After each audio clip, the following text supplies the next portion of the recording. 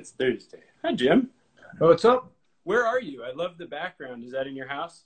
I'm in my office. I'm down in Maryland. My family's down here, and I got a nice setup here, and I got a bunch of bobbleheads. I see that. Mostly, you know what? I don't know what I have a lot of the Orioles bobbleheads. I have the Mets ones. My kids like rip their heads off. So I used to have a ton of them, but I don't anymore. Well, the Orioles one survived, but I think, did you spend more time with the Orioles or with the Mets? That's the question. Spent a lot of time with the Mets. Yeah, 15 years with the Mets, only So 3 with the Orioles. Yeah, I should have a lot more, but I let my kids play with them. I really didn't pay an awful lot of attention to whether they would have value or not. And so you have a nice Mr. Met one. I don't even know if I have a Mr. Met one. I actually I tailor the set every guest, so we change it up a little. Do you? It's the 2004 media guide. We got some Nice. Orioles stuff, so this is for you. I like it. I like that. I like the apple. Very nice. Yeah, so we are just going to jump in. We got lots of people here. Anyone who has questions for us, you can just type them in at the bottom. I'm Jesse, and right now the show is called Katz's Corner. You'll find out why in a minute. On the New York Pro Scouts channel, and we do this every Monday and Thursday. Jim Duquette, you are our exciting guest today. Baseball analyst for SNY, MLB Network Radio, The Athletic, former GM of the Mets, your Orioles exec for several years. So introduce yourself to everyone. Talk about your relationship with scouts. Hi. Jim Duquette. I basically I started my career a long time ago, 1991. Started out on the player development side, and I worked my way up through the Mets organization on the player development and scouting side, amateur scouting side. I was assistant scouting director along with assistant minor league director, and then you have to choose at some point you got to choose a path. Right.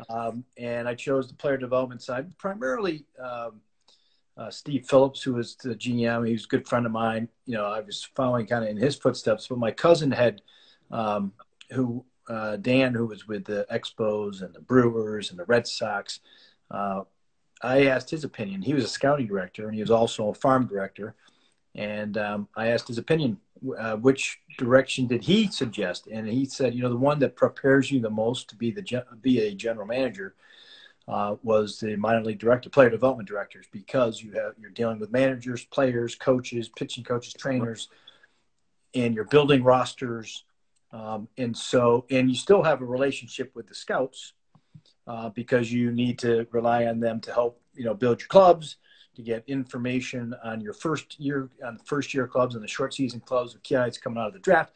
And so it really gave you a broader sense of the organization and how to manage people a lot better because you're around them on a daily basis. And that interpersonal relationship is so important in the front office. So that's how I chose player development and worked my way up. I left 1 year for the Astros to be farm director there, and then I came back to the Mets, and that's primarily my career was with the Mets.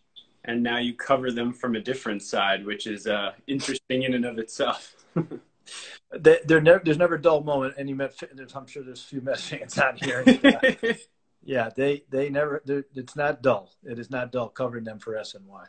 So we're going to sprinkle in some audience questions as we go. The first one's from Meredith Marakovich. She wants to know who your favorite clubhouse reporter is. She's asking for a friend. Yeah, thanks for the message, Meredith. It's Steve Gelbs all the way. The Yankees. I'm surprised that we even allowed Yankees girls on this call, on this Instagram. Although I will say this, Meredith is much better at avoiding the Gatorade baths than Gelbs. Yes, she has a talent for that. I was watching. She really does. She has more talents than just that. However, that is a talent that she's very good at. So before we go any further, there are some fun and inventive names for minor league teams: the Norfolk Tides, Aberdeen Ironbirds, Delmarva Shorebirds. And what we do is we let our guests name the show that they're on. So when I said Katz's Corner, Alex Katz, who we had on Monday, named the show. John Franco did the Duke Show, which would be great for you. But that's had a good run. What should we call the show, Jim? Boy, that's a good one. Yeah, I was gonna. I mean, Johnny Franco taking the Dukes. He That's played a tough for one. a minor league team called the Dukes back in the day. See, I didn't remember that with him, but geez, that's a. I want to say, boy. We could come back to it. We do that sometimes. If you want to Yeah, think, and we'll come back to the I end. have a couple ideas. There was a the semi-pro team that I played on when growing up in Massachusetts called the Dalton Collegians. Nice. So we could call it the Collegians. That would make my teammates happy. Turk Wendell was one of my teammates. Did you see Turk Wendell, the video on his ranch where he was just showing everybody farming soybeans and alfalfa? Yes. So I still stay in contact. He and I were high school teammates Wow. and summer ball teammates. So Turk and I still have a long-standing relationship. I just saw him recently. I still text with him, and I texted him about that video. It's pretty funny. The white what's it called? Wyckoff Ranch. Yeah, well, it's named after. No, White-Coat. It's named after his two kids, Wyatt and Dakota. So, man, he puts a lot of love into that ranch. It's a beautiful one. He's thinking about selling that one, I think. Well, the other thing we were told, but I can't remember if it was Bobby Valentine or John Franco, but it must have been Johnny Franco. He was talking about when the stadium would be empty, Turk would just be there shooting, deer up he'd put a fake deer up in the stands and he'd be shooting it with a bow and arrow. Yeah. I've got a good Turk. So Turk, when I lived in Connecticut, we were having problems with deer in my backyard, and my wife had a garden in back with a bunch of flowers that she would, really take good care of. And like overnight, the deer would come and they basically have it for dinner, have the plants for dinner, the flowers for dinner. I'm just like ruin them. And I was mentioning that to him one time. This was, I think, in 98 or 99. And he somehow got my address and he came up. Remember Mike Kincaid at all? Yeah. He was a former Met as well. Two of them loved to hunt. So they come up at 6:30 in the morning. And I looked out at my back yard. I was up in the bathroom and I look back there and I see these two guys in camouflage with bow and arrows, and they're sitting underneath the tree. But it was Turk and Kincaid, and they're waiting for deer in my backyard. I mean, you can't make that up. Cannot make it up. That's the true story. Luckily, I mean, listen, it was a neighborhood, so the lots were maybe a little over an acre, and it wasn't like if they missed, it was going to end up in my neighbor's yard. So it was not the appropriate thing to do at all. But he didn't really pay much attention to that. I think after all the Turk Wendell stories, we might have to get Turk to do this so he can tell some of his own stories. Turk needs to get on this for sure. So let's start talking about the now a little bit. So people want to hear about what's going on. So let's start with just some quick hitters about somewhat current events. Let's start with the Astros, the context of what they did as far as history goes, and then did they get off easy? What do you think it's going to look like when baseball comes back? Well, I think it's going to look like they got off easy because there's no fans looking like they're going to be in the stands to react to, which they were going to do. Certainly in New York, certainly in LA, places like that. So I think not having that as a backdrop to play against when you go on the road is, I think, a big advantage for them.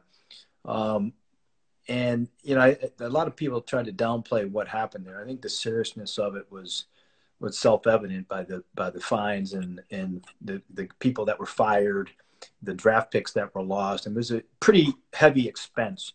And it was always tricky because, listen, we all know that there was sign stealing going on, but it was done legitimately, quote, legitimately, right, from the second base. So they took it to a completely different level, obviously, and they went specifically against warnings that were issued by the commissioner's office. So it was really kind of,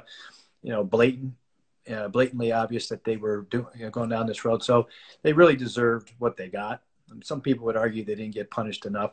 There's some pretty severe punishments when you're losing jobs like that. A.J. Hinch and Jeff Luhnow, the two heads of your department. So, I think that, and I think it's fair to say the 2017 World Series is tainted There's no question about that. And, everyone's going to know, hey, 20s, you start going through, all right, who won the World Series in this year? Right, the Cubs in 16, Astros. Oh, that deserves an asterisk in 17. I think that'll always be the case when you talk about this 2017 World Series.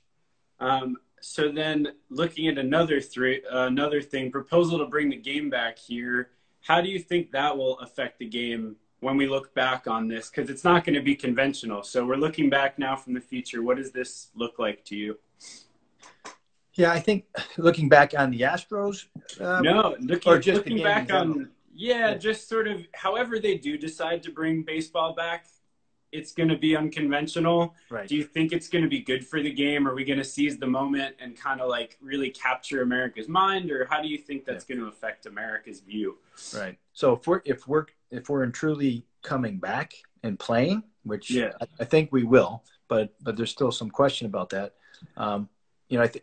I think there's always, out of these type of crises that we've seen, baseball always has risen to the occasion and been, we know it's what it is, and it's the fabric of our lives on a daily basis. And I think it will be that way as well.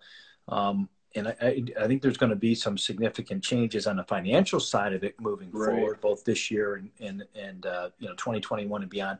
But I think that, hopefully it'll be one of those, and again, it's going to be very odd because there's going to be no fans as well. But I do think that it's hopefully going to be a huge part of the recovery, both in the economy, but also in our culture. And listen, we have a chance as a sport to be, one of the only games in town to get more, to attract more people. Hopefully, more of the casual fan as well.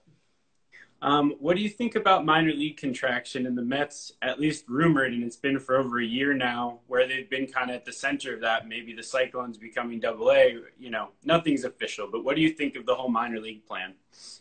That seems to be up in the air right now, and it doesn't look good for the short term in terms of being able to play this year, which is really.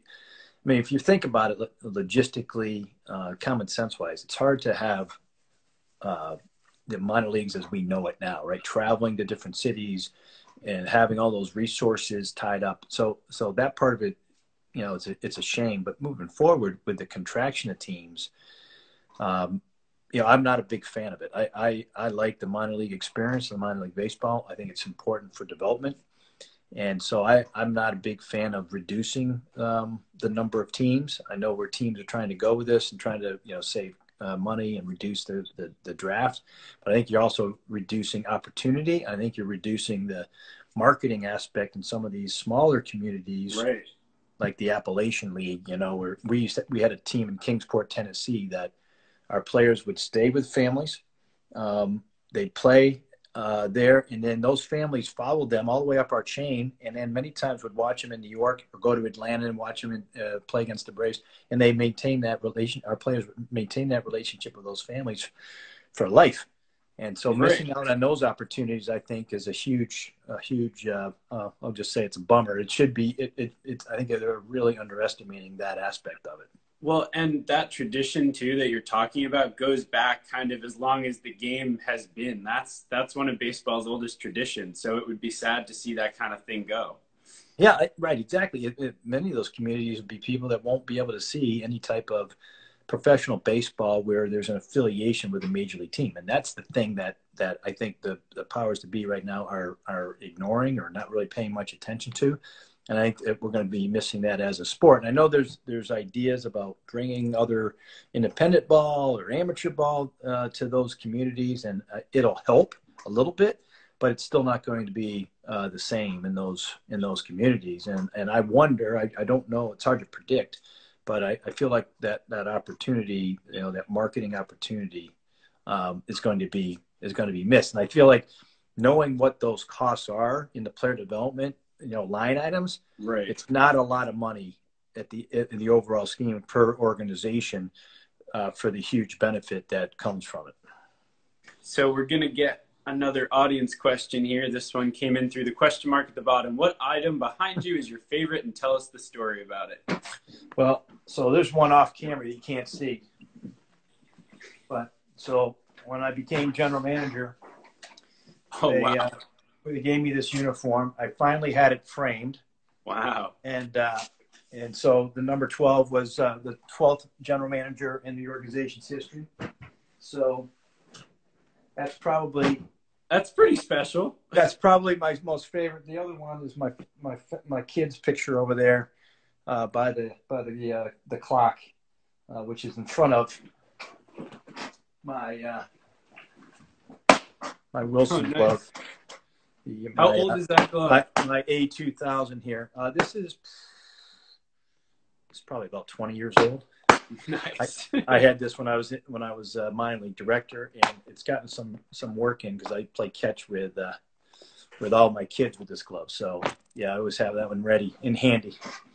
So let's kind of dive into your experience now, and we'll get to your family in just a second. But you spend a lot of time live on the air, on Sirius and on TV, especially during the season.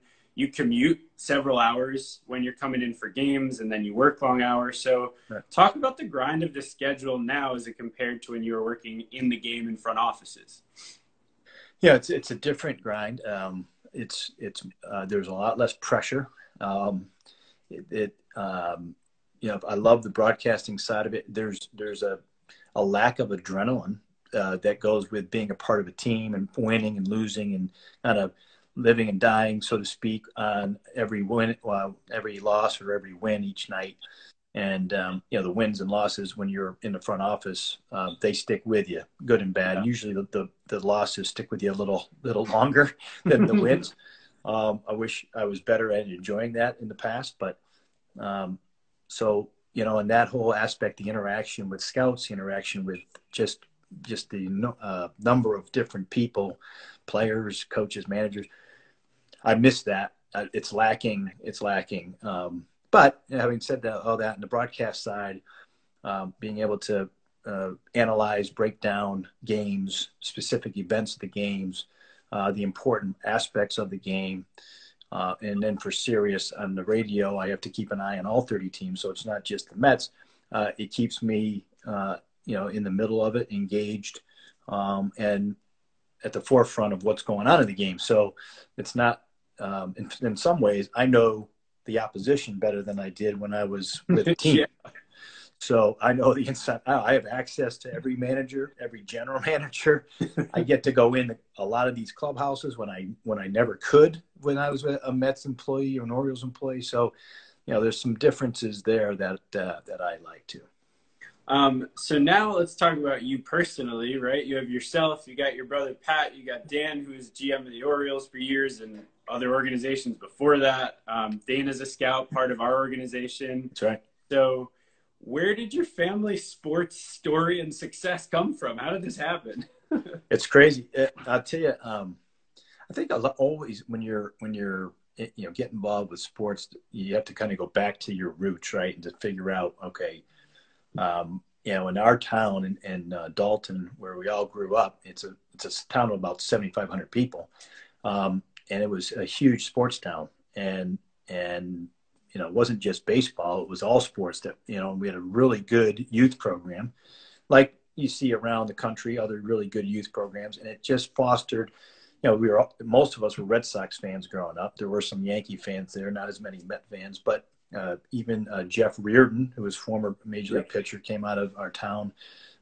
Tom Grieve, Mark Belanger, guys that so it's really almost started with them. They were the next town over in Pittsfield, and they played professional and Major League Baseball. And so that love of the game, there's a minor league team in Pittsfield that you could go watch as entertainment. Like it was just in our culture there. And I think finding your passion is always important for any job. And so I think I always hoped that I'd be a professional baseball player, but when that dream never materialized, Dan, my cousin, paved that way. He when he went to Amherst, contacted Harry Dalton, who was a general manager with several clubs. Harry was an Amherst grad, so he gave Dan his first job in professional sports in the front office, and then I kind of followed suit. And of course, Dan's son, followed My brother is kind of the difference. You know, he was more traditional in our family because my dad was a basketball coach growing up and a teacher, and so my brother Pat went that route. So yeah, I think it's just more. We have several scouts from Paul Ricciarini and Tom Mooney are both guys that were scouts. Still, Ricciarini's still involved. He's in Pittsfield. Mooney was, just recently retired. So there's a whole group. There's an major league umpire out of Williamstown. His name is escaping me right now, but he's a major league umpire now. So yeah, it's just I don't know how it's happened this way, but it's a really small area. And there's a lot of people in professional sports. So you have your kids that you got to bring up in the game. I remember talking about this with you the last time we were chatting. You said they kind of got a little spoiled. Yeah, I told you that story. Yeah. The quick story, and that was I left every time they watched the game, they watched it from the suite, and we was like, okay, we didn't have to babysit them, so they could run around. And the first time I wasn't with the team, we sat behind the home plate and the seats, and like, Dad, where's the suite? Why aren't we sitting in the suite? Like, what? Where's the food? Like all these, I'm like, oh man, I've spoiled my kids. They've never seen a game any other way. That's awesome. But your daughter has dealt with FSGS, right? Right. Which is a rare kidney disease. And I'm curious about two things. How did you balance that when you were in the game? And then how have you used your platform to bring awareness to something that maybe you wouldn't have had the opportunity to otherwise? Yeah, so it was difficult being in the game. I was when she had this issue when she was 2.5 years old. I was GM of the Mets at that point, and it really became difficult. She spent a lot of time in the hospital, and so many times my other two kids were raised by their grandparents, and my wife was in the hospital with my daughter, and then I would work for the day and then stop by the hospital at night, go home and just repeat it, because she was in the hospital for like months at a time sometimes. So it was really, really difficult in that sense. And then, as I got out of being in the front office, there's less time away from the family. There's better balance in my life. She got better. I mean, she needed a kidney transplant. I gave her one of my kidneys. And that has changed her life. We're going to approach the 8th anniversary coming up in like 2 weeks. And it's changed her life for the better, obviously. And so that story, there's a story, it's a sad story because there's a lot of kids that are afflicted with this rare disease, but there's also a story of hope that, okay, there are, if you are in this bad situation, difficult situation, kidney donation is a real way to go that can change your life. Not just kidney, any organ donation, live or otherwise. So we've been able to, and she too has embraced that and talked about her experiences along the way and how difficult it was. And she's a rock star, man. They flew her to Budapest, Hungary last summer, and she was in London. She was in Boston. She's racking up all these awards. She's really enjoyed speaking at some of these national and international meetings to bring awareness of the condition. And now that you guys are stuck at home, you're fighting over bananas and chocolate chip cookies, right? Yeah. So if you follow me, which hopefully everyone that's listening is following me on Instagram, but she has a tendency of being a little, well, basically, I grew up in a big house, right? I have 5 kids. I was one of 5. And it's like, whatever food is available, you just took it and ate it, right? Everyone is for themselves.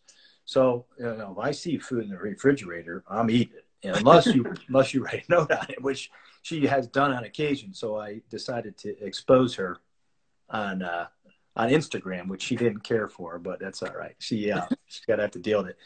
And she wanted to save the bananas, which I didn't. And then the more recent one was she baked a bunch of chocolate chip cookies for her classmates. So I had to lay off on those.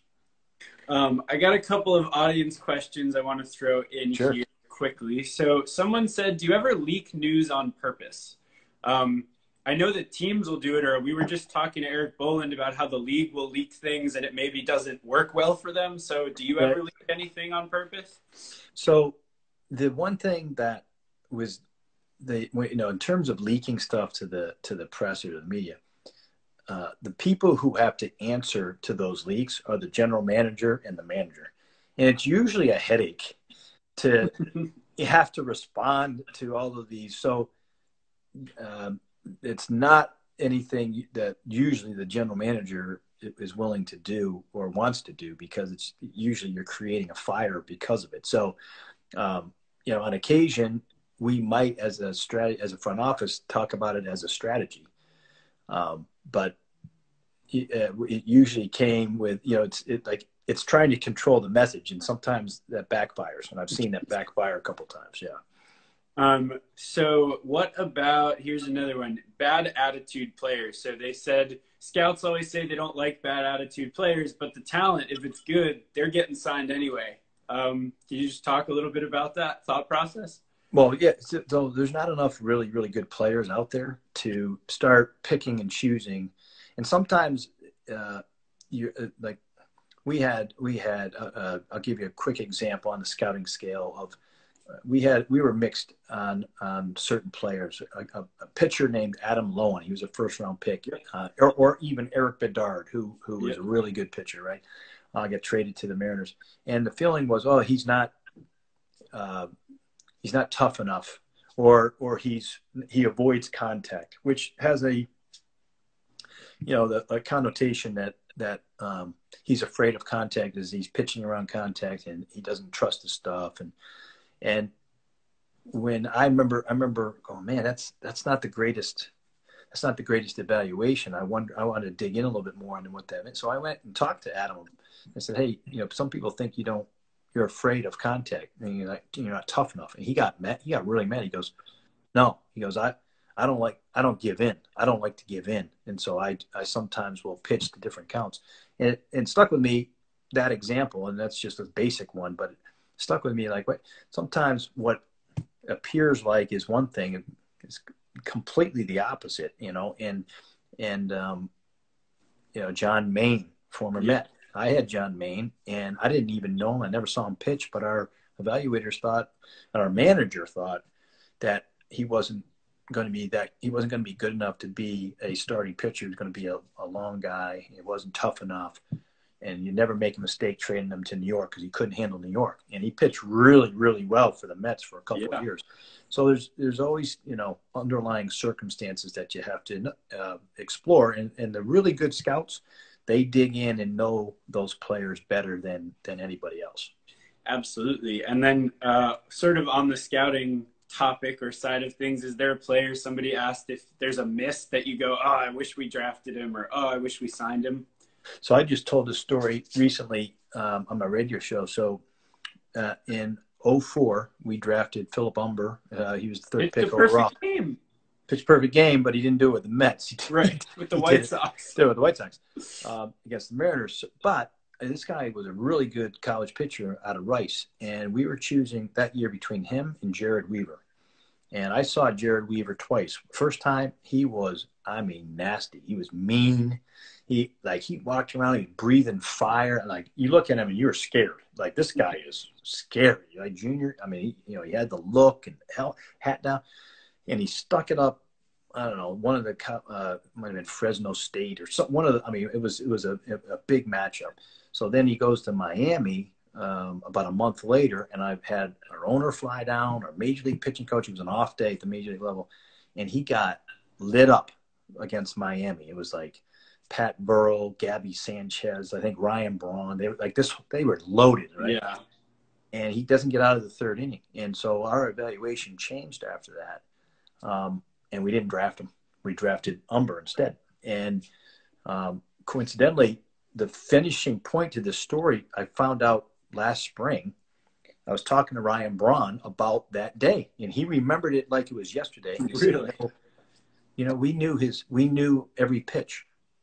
And I said, what do you mean? He goes, yeah, we had a center field camera, and we were signaling the sign. So basically, he got lit up in front of us, but the team knew what pitch was coming. Just like basically we have now with the Astros, they were cheating. And he told me that story. I'm like, geez, how things, would have changed with the Mets, because we would have drafted Jared Weaver. That's unbelievable. So you're talking about these like instincts or knowing a guy. Just kind of talk about the thought process of like that instinct that the scouts have or about evaluating. Where does that come from? How do they refine that?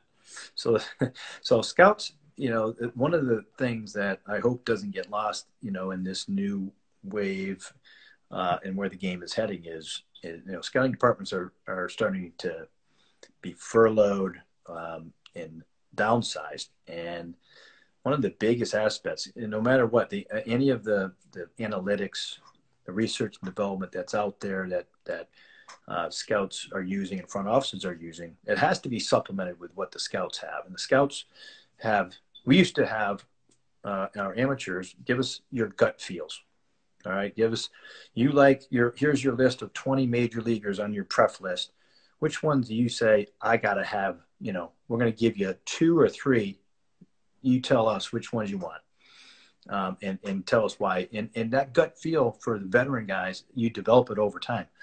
It's your experience, all the things that you've seen, and so it's not just the actual skills, but it's their makeup as well. And you get a chance to know them in different environments. And there's really, really good scouts, and we had a good number of them with the Mets along the way, like Jack Sorensic and John Barr and Harry Minor and Bobby Minor. We had some, Joe McElvain was, Right. He was my boss at one point, but he was an excellent scout. They learned and understood, the dynamic of, the heartbeat of the player too. And that to me was critical in finding impactful players. So we were talking a little bit about how you kind of made your way in the player development side of things. And I bet for a lot of people that are watching or just, the general everyday fan, they might not understand what the distinction is between scouting and player development and how that fits into the organization. So what is the thought process on the player development side of things? Are you still scouting? Yeah. So listen, scouting is a skill that you have. Once you learn it, it stays with you, and you're evaluating all the time. But I evaluated as a player development director in that side. I had to evaluate whether I thought the guy was ready for the next level, what kind of major league player was he going to be when the GM would ask me. All of those things. Is he a major leaguer? Should we release him? Are we making a mistake if we release him? And it wasn't just my job. It was, we did it collaboratively with everybody. So yes, but the player development side was more about developing their skills. So that the scouts were focusing on the tools, and they would hand them over to our development, and our development, working hand in hand with the scouts, would polish those tools and develop them into major league players. And the really good organizations did both well. I've been in organizations where the scout said, this guy is a major leaguer when he put him on the plane. And then when he stepped off the plane, the player development people said, this guy was never a major leaguer, right? And those are the organizations that always finger point and it never really works. So they have to work hand in hand.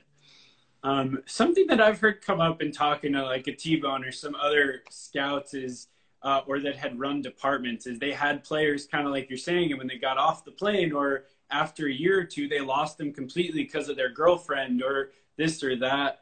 What advice do you have for young players if they're looking to get into this, if they do get drafted in the minor leagues? What does that thought process have to be to succeed, I guess?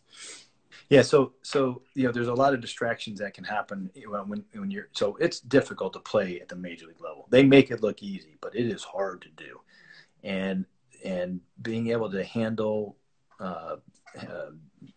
any type of adversity and then bounce back from it, whether it's an injury, whether it's a lack of success, whether it's a prolonged slump, dealing with soreness versus pain. There's a lot of things that players have to deal with at the minor league level. And the sooner they understand that and learn it and then have success, or they limit their valleys, those generally are the ones that become good major leaguers. And being able to block out almost in some ways put yesterday's performance, good or bad, behind them, And in some ways, you almost have to be delusional. And usually the good players are the last ones to know that their skills have eroded. Everyone else sees it, but because they're so used to being, the ultimately confident in their abilities, and doesn't matter. They don't care what other people think. You can tell me that I can't do it. I'm going to overcome this obstacle, whatever it is. So that to me, those type of players, it's not easy to develop them. It's, that's where the makeup really matters. Do you like to play baseball? How do you handle adversity? What do do you embrace change? Those are things generally that if the answers were positive or yes to those, if they had the skill, then they became pretty good major leaguers. The ultimate example, I think, of what you're saying is Ichiro. I think people would have to pry a bat out of his cold, dead hands for him to give up, wanting to be on the field. No one can tell Ichiro he can't do it. Ichiro is a classic example. With the Mets, David Wright was the classic example. David Wright was going to play until you ripped the uniform away from him, right? Even he was going to try, he had the big contract and he was dealing with the spinal stenosis, and he was going to end up being a major leaguer and playing until you said no, or his body was going to fail him, one or the other, right? And those are the guys that they're the superstars. Ichiro was going to hit, he was going to refine his craft until you got him out more than he got on base, and he took him until 44 years old for that to happen. That is a pretty good run. Yeah. So you've been looking at things now through the media lens for a couple of years. From your player development mind, how have things changed now with access to TrackMan, Rapsodo, biometrics from when you were in the game? So we didn't have those, obviously. We relied all mostly on our scouts and our evaluators. And the good scouts, they were evaluating and they were telling us what the data is telling us now. But it was they had a lot of good scouts had their experience to fall back on, right? And they could tell you some of the subjectiveness of scouting. Is that a above average curveball or slider and a changeup? Now you can measure those. You can measure the spin and say, okay, what is the spin rate compared to the really good curveballs, and measure it that way. So it's changed to some degree with the scouts. What I don't like about the way some of these front offices are working is they don't take the time to tell the scouts what the data means, to break down what top the let's say average or above average spin rates are. I mean, those are more self-evident, but it's those type of things. If you're teaching the good scouts, just like when the laptop computer came into the game and there were a bunch of old school scouts that they're like, I don't like this computer, get this thing out of here, I want to write my reports by hand. Eventually they realized it could make them more efficient. And that's where I think that the Rapsodos and the TrackMan and the Hawkeye, which is going to come into the game this year, that's where, it helps with the evaluations, but it shouldn't be the only way to evaluate. And I think that's where a lot of these teams, unfortunately, are going. So you're kind of talking about this new stuff you've been able to really throw yourself into over the years, the new media landscape. So whether it's Sirius, you did MLB Plus with me back in the day, you were on those broadcasts. You're active on social media, like we were talking about with your daughter. Right. At least twice a day, random fans, you're liking their stuff. It makes a difference to them. How did that happen? How did you stay relevant with everything? So I was slow to embrace the social media. I did it slowly on Twitter, and realized that Twitter could, at the very least, could be a way for me to get information. Then I realized I could share information because I had a platform. I had access to scouts. I had access to managers. They were coming on my show on a regular basis. So they gave me information that wasn't out there in the public realm. All right, I'm going to tweet it out and send it out. And all of a sudden I started accumulating a ton of followers. And so, it started there. And then somebody introduced me to Instagram about 2 years ago. And I was I was holding out skeptical. And now I've kind of enjoyed that platform as well. Obviously on Instagram Live and being able to send out whatever messages that might be going on in my own personal life. So I've enjoyed that and grasped that and embraced that. And there's ways to, when people have reached out to me and during this, the pandemic, there are people that are like working out and practicing their baseball skills on their own, and they tag me. So when I see it, and I see a cool one, I'll throw it in my story. I'm getting a lot more over the last month or so, because I started doing it. I just did it once or twice. You were at home with nothing to do. It's like... Right, exactly. So now it's become this thing where I'll post like 3 or 4 in my story a day. You get 800. It's fun. I'm getting a lot more. It's like and there's some people that do it like every day. They're sending me stuff, and I'm like, listen, I've already posted some of your stuff. I got to spread out the love a little bit here. Come on. Right. I love the people who are like flabbergasted that you even saw it. Those are my favorite. They're like, how did Jim Duquette see my story? Yeah. It's tricky because I think they're funny, but sometimes it looks like it's self-serving, which I don't want it to look at it like that. So the ones that really are funny, I had two. I had a college kid and a 7th grader tag me, and they wanted me to go on their show. They have their own podcast, but I'm like, I can't do one. If I do one, I got to do all. Exactly. So I said, well, let's do both of you. Let's combine it. So we did a Zoom call, and they posted it on their account. So it was fun. They were really that well. That sounds like the best prepared. buddy comedy I've ever heard in my life. A college kid and a 7th grader doing a show together sounds amazing. They didn't even know each other. That's so funny. They didn't know each other until that day. Yeah, it was funny. That's awesome. So then what advice do you have? So there's a lot of good baseball people that we're talking about, early, mid-career, even late career guys who are just brilliant on the baseball side, but they've been slow to embrace change. What advice do you have for those people, the baseball people? For baseball people, listen, I've had these conversations when I was in the front office, and occasionally, with friends of mine, as they, as I've stayed, I try to help young guys when they reach out to try to get into the game. So there's some people that I've helped, and they're working their way up through front offices, and the conversation is similar.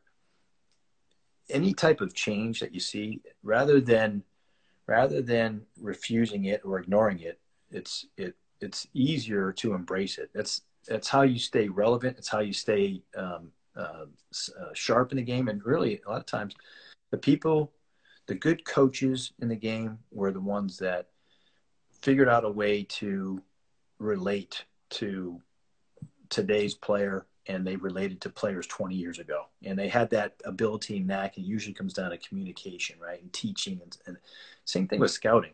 The really good scouts, they can embrace this new technology as long as they are open-minded to it, and as long as the front office is willing to help teach them and not be afraid of it. So, it's more the fear of unknown than it is anything else. There were times when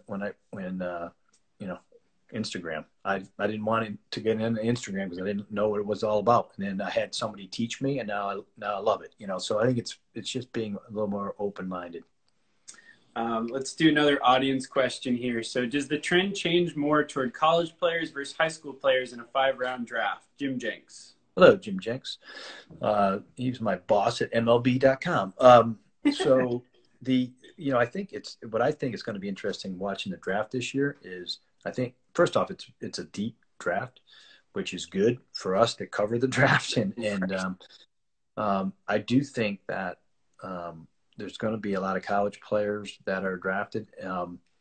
High school kids, if they're not drafted in a certain round, they're not going to come out, because they're not going to. It's not going to be worth it for them financially to come out. They'd be better off going to college. So I do think that it will impact the high school kids, not the really good high school kids, upper level, first rounders, top 20 or top 30 overall picks.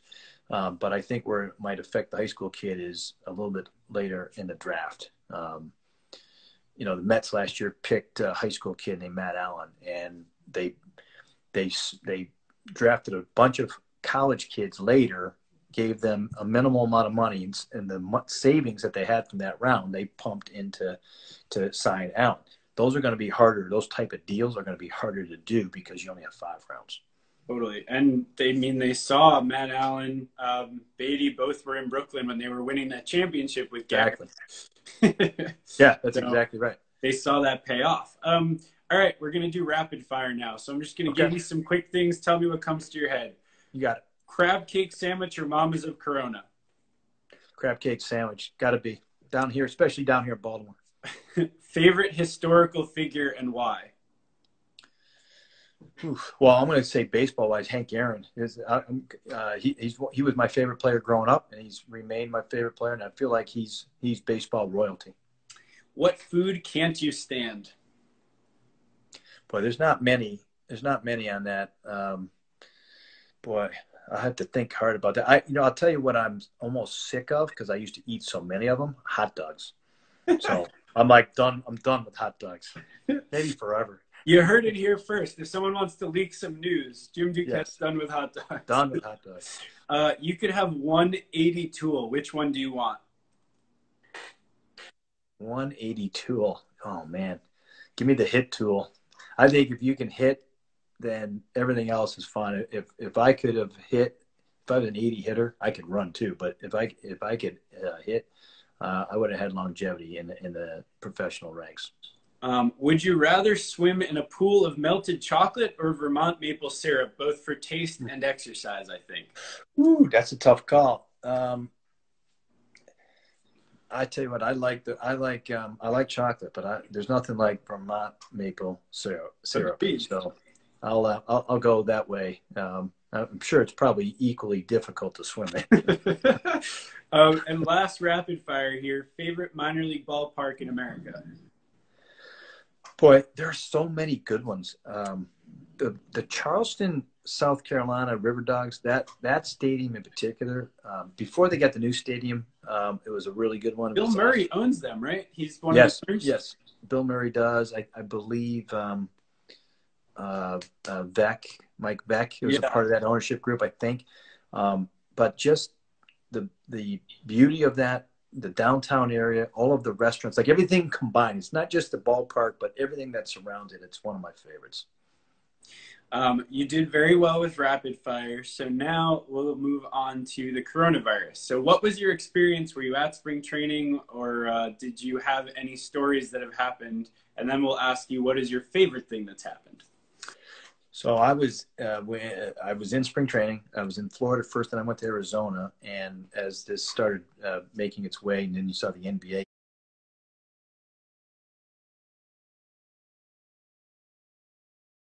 cancel or postpone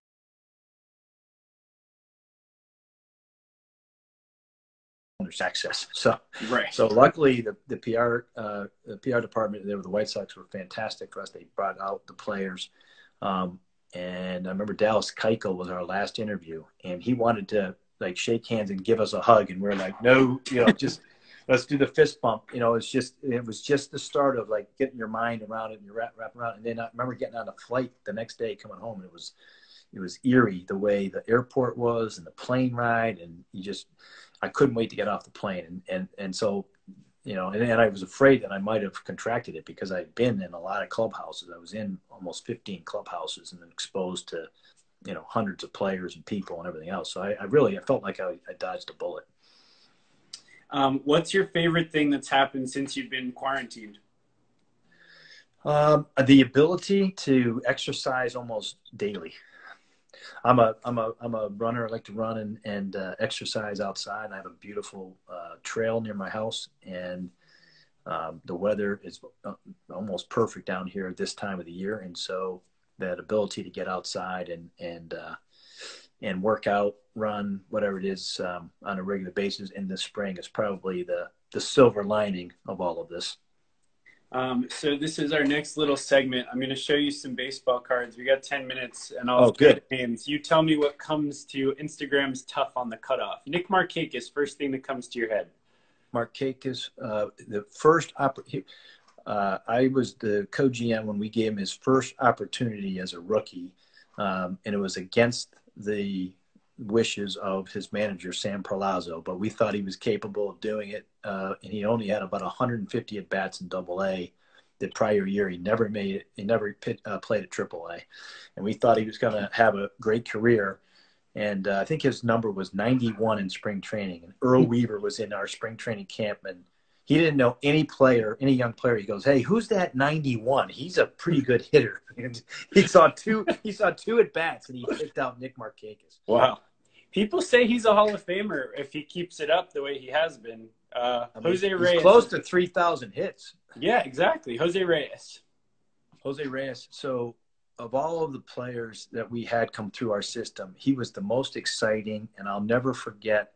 He was 17 years old, and the scout in the Dominican Republic, Eddie Toledo, who signed him for $15,000.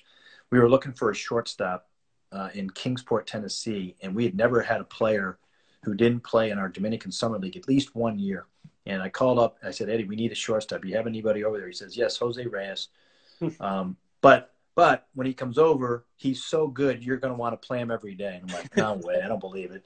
And then and Edgar Alfonso, Edgardo's brother, was the manager, and we came up with a plan. We're like, okay, he's going to play 4 days a week, and then sit the other 3. And then after the first 4 days, Edgar called me up. He says he needs to play every day. He's this good. And Eddie Toledo was right. Oh my God! It was like this guy was a star almost from the hilarious. instant he came to the States. That's amazing. Tom Glavine. So I was involved with the negotiations to bring him over to the Mets, and we finalized the deal with Tom for the 03 season. We recruited him hard. We signed him up to the 4-year deal, and he's going to get the opening day start in 2003 at Shea Stadium on the mound. It starts snowing in like the second inning. He gets like rope. I mean, they rope him. I forget who it was against, but they just crush him. He gives up like 7 runs in the third inning. Doesn't get out of the third inning, and the Mets fans booed him off the mound. In his first major league start for the New York Mets, he got booed off the mound. It's amazing. A Hall of Famer, nonetheless. Hall of Famer. Yep. Speaking of Hall of Famers, Larry Walker just. Oh man. So I'm happy. I thought he was one of the best players in the generation of me being in the front office, and just his overall athleticism, how good he was as a player, both as an Expo, but more as a Rocky. I think he really was undervalued until recently. You know, the analytics, I think, the analytics group really highlighted how good he was, and we were able to finally get over the fact that his numbers at Coors Field didn't matter. Yeah, I mean they helped him get in, not shouldn't have been a detriment to him. Last one, Don Baylor.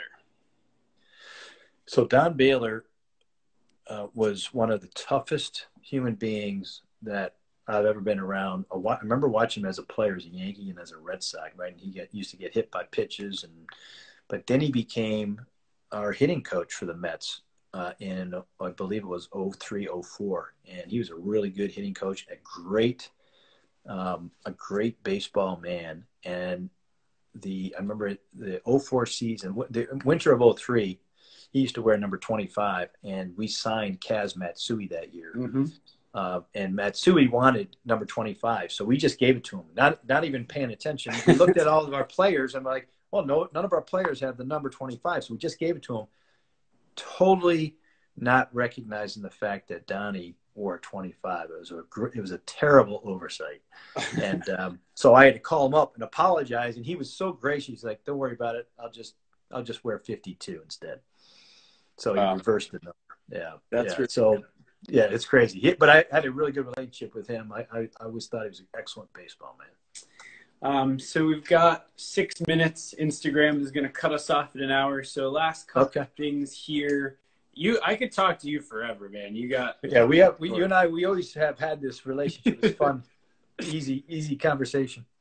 So one thing I looked back at the last time we talked, and I asked you about this, and most people don't want to talk about it, but you seem to be okay with it. So for the fans, what is it like to be fired? What is it like to be demoted? I mean, what is that experience like in the game?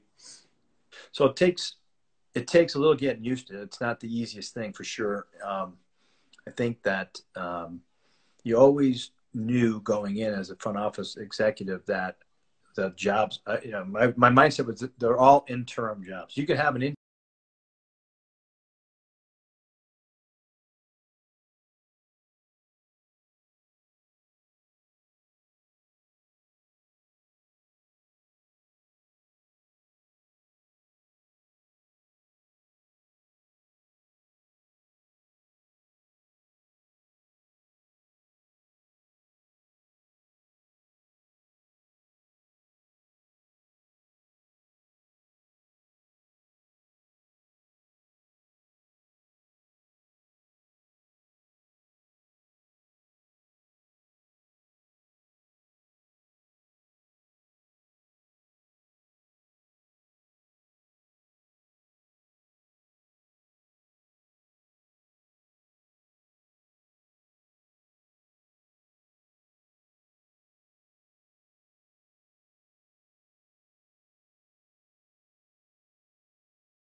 DVR, so I didn't have to watch the darn commercial.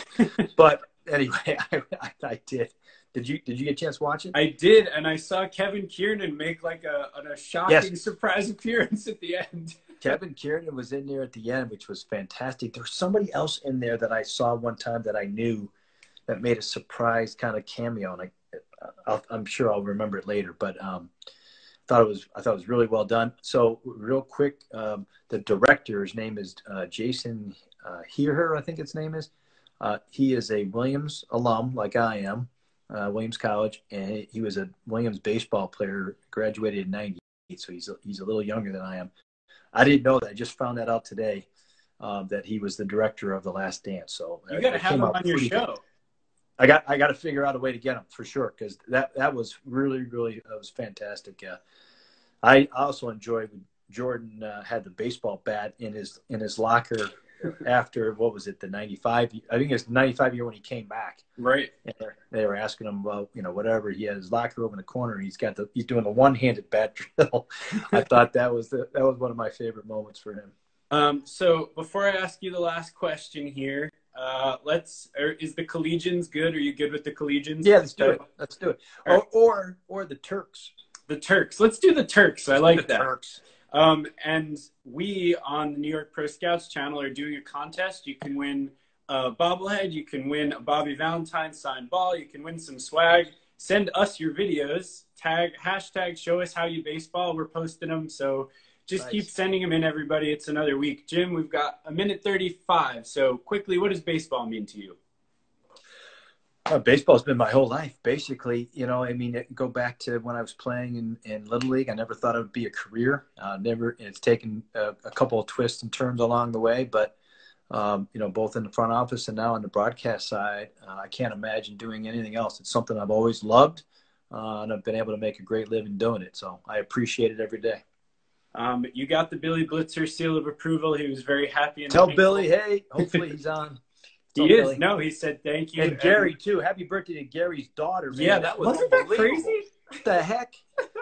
What's that? That's crazy. I need him for my birthday. Yeah, that's what I said to him yesterday. So, Jim Duquette, this has been the Turks. Thank you to everybody. We'll see you on Monday. And, have a great weekend. We really appreciate you doing this. Yeah. Enjoy it. Thanks, Jess. See you. Take care, everybody.